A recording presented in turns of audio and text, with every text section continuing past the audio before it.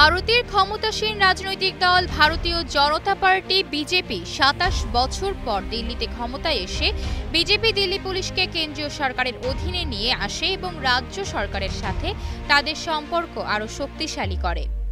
মূলত দিল্লি ও আশেপাশে বাস করা অবৈধ বাংলাদেশি ও রোহিঙ্গাদের নিজ নিজ দেশে ফেরত পাঠানো হবে বলে আবারও হুমকি দিয়েছেন ভারতের কেন্দ্রীয় স্বরাষ্ট্রমন্ত্রী অমিত শাহ।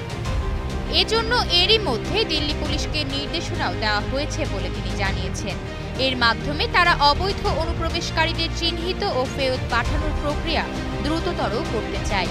এমনকি ভারতের সুপ্রিম কোর্টও এই বিষয়ে মন্তব্য করেছে, যেখানে তারা জানতে চেয়েছে যদি যুক্তরাষ্ট্র অবৈধ অভিবাসীদের ফেরত পাঠাতে পারে তবে ভারত কেন বাংলাদেশি অবৈধ অভিবাসীদের ফেরত পাঠাতে পারবে না।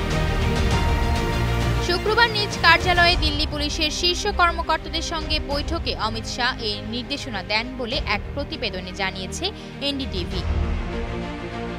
ভারত থেকে অবৈধ বাংলাদেশিদের তাড়িয়ে দেওয়ার হুমকি এবং বাংলাদেশের ক্ষমতাচ্যুত প্রধানমন্ত্রী শেখ হাসিনার ভারতে আশ্রয় গ্রহণ, এই দুইটি বিষয় নিয়েই বর্তমানে যেন তীব্র আলোচনা চলছে। ভারতের কেন্দ্রীয় সরকার এমন দ্বিমুখী আচরণ করছে যা দেশটির অভ্যন্তরীণ রাজনীতির অংশ হলেও এটি আন্তর্জাতিক সম্পর্কের ক্ষেত্রে বেশ কিছু জটিলতা সৃষ্টি করছে।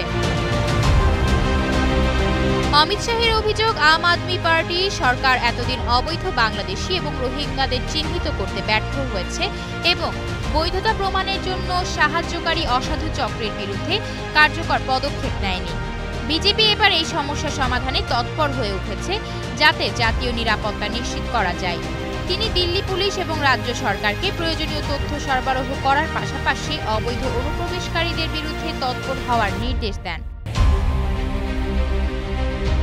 হঠাৎ ভারতের স্বরাষ্ট্রমন্ত্রী অমিত শাহ সম্প্রতি দিল্লিতে অবৈধ বাংলাদেশি এবং মিয়ানমারের রোহিঙ্গাদের চিহ্নিত করে তাদের ফেরত পাঠানোর নির্দেশ দেওয়ার পর এখন কি হবে শেখ হাসিনার, এমন প্রশ্ন উঠেছে।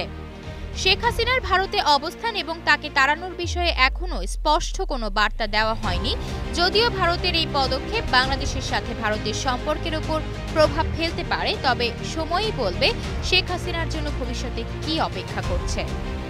তবে এটি স্পষ্ট যে দুই দেশের সম্পর্কের এই নতুন অধ্যায় কিভাবে এগিয়ে যাবে তা সময় নির্ধারণ করবে।